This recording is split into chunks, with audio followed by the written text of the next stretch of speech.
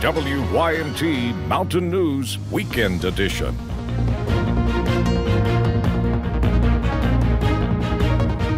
Good morning, I'm Taylor Upchurch. Today is Saturday, February 16th. Meteorologist Kelly McShane is here with me this morning. Kelly, how are the roads looking? Well, right now they are looking to get better even with every minute as we start to warm this morning. However, we're still dealing with a little bit of a slushy mess left over from all of this snow you can see on Pinpoint Doppler moved through the majority of the region. The Cumberland Valley region saw mostly rain, but everyone else saw a decent amount of snowfall. Now we're talking maybe just a dusting, possibly a couple of locations reported about an inch or so. In McKee, you can see that snow still sticking to the rooftops. However, the grounds, the pavement, the streets, they are all very warm, or at least warmer than 32 degrees. So it's not sticking, it's melting. However, it is a little bit of a slushy mess out there. Those temperatures, some of us still below freezing, some of us above freezing, but those temperatures will continue to increase as we head throughout your day. The travel forecast that mix will come to an end. You saw it getting on out of here on Pinpoint Doppler, but a few slick spots cannot be ruled out this morning. But by the time we get to the afternoon, everything will have melted. Roads will improve, and we will just be dealing with some mostly cloudy skies. And our headlines, our mix is ending, but we have a gloomy forecast on the way because we have more rain coming, and I'll have those soggy details in just a little bit. Thank you, Kelly. We've been dealing with a lot of these lately. Yesterday, a mudslide closed a Perry County road.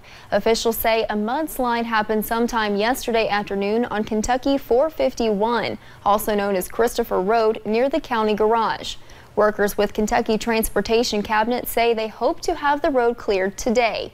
In the meantime, drivers can detour by taking Highway 15. You know, we've had a mudslide here. It's on 451 at Christopher.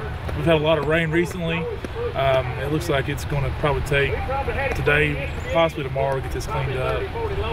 We're working as hard as we can to get this cleaned up, though. We will let you know when the road reopens on our website, WYMT.com.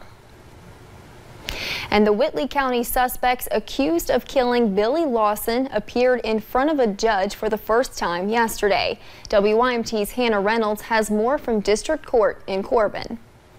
The three men charged in connection to the murder of Billy Lawson in Whitley County appeared in a video arraignment at the Whitley County District Court at 1. Judge Kathy Pruitt put in a not guilty plea for James Muse, Jamie Muse, and Jordan Miracle. Kentucky State Police say they found the body of Lawson on February 11th in the game room he owned in Whitley County, and that his death had suspicious circumstances. The following morning, KSP arrested all three on murder charges. Police say they found blood and a kitchen knife in the backseat of Jamie Muse's car. Police say Miracle told them that they had robbed Lawson and stabbed him to death during the robbery. They also say one of the men destroyed shoes and clothing that may have had Lawson's blood on them. In a previous interview, Jamie and James said they did not kill Lawson, but Miracle did. Miracle refused to talk to us on camera. All three of the men had a representative with them at the Whitley County Detention Center and do not yet have a public defender or attorney. Their next court date is set for February 25th. At 9 a.m. James Muse, Jamie Muse, and Jordan Miracle are all being held on $1 million bonds. In Corbin, Hannah Reynolds, WYMT Mountain News. All three are charged with tampering with evidence, robbery, and murder. And a Laurel County grand jury has indicted a former South Laurel girls basketball coach. John Walker faces a charge of first-degree sexual abuse. The indictment alleges Walker had sexual contact with a 16-year-old on or around November 2nd while in a position of authority or special trust. We do not know if the victim was a player or student at the school. Walker is no longer with the Lady Cardinals program. In Floyd County, a grand jury indicted 3 people in connection with a 2017 deadly crash. They upgraded charges against Kyle Collins. He now faces reckless homicide and leaving the scene of an accident charges. Police say he hit Larry Hinkle and did nothing to help him. Kyle Collins, along with Christy Collins and Bradley Hamilton, were also indicted on a tampering with physical evidence charge for allegedly destroying evidence. In Lawrence County, police say this man sexually assaulted a 16-year-old girl. Robert Jackson faces 16 counts of second-degree rape and 6 counts of second-degree sodomy. They say the victim was intellectually disabled and that Jackson manipulated her into having sex with him. And entrepreneurs compete to bring business to Beattyville. City and Lee County officials teamed up to create more incentive and asked each applicant to draw up a business plan that could succeed in a historic building that once housed the health department. For the first year, rent is just $100 a month. An incentive utilities package comes with the deal. In that first year, water, sewer, and garbage pickup are all paid for. The winner, Vault 606 of the City of Jackson, plans to expand and help other entrepreneurs get their start. And Johnson County man is finally home after a lawnmower accident caused him to lose both his legs and an arm. It happened in June, but Willie Owens only returned a couple months ago because a group of volunteers made sure the house was handicap accessible and safe. WYMT's Macy Marie was there for the official homecoming party yesterday and has more. Home, a place to live, love, and laugh. If I'm not laughing about it, I'm going to cry about it, and I don't want to cry.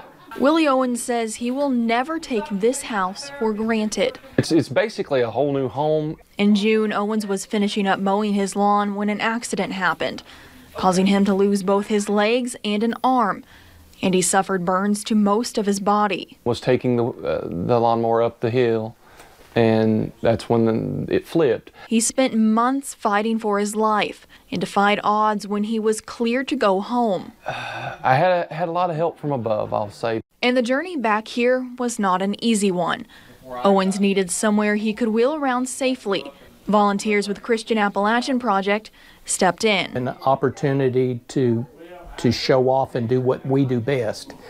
And that is helping people, giving people hope. Countless hours were spent remodeling. This was my grandparents' home.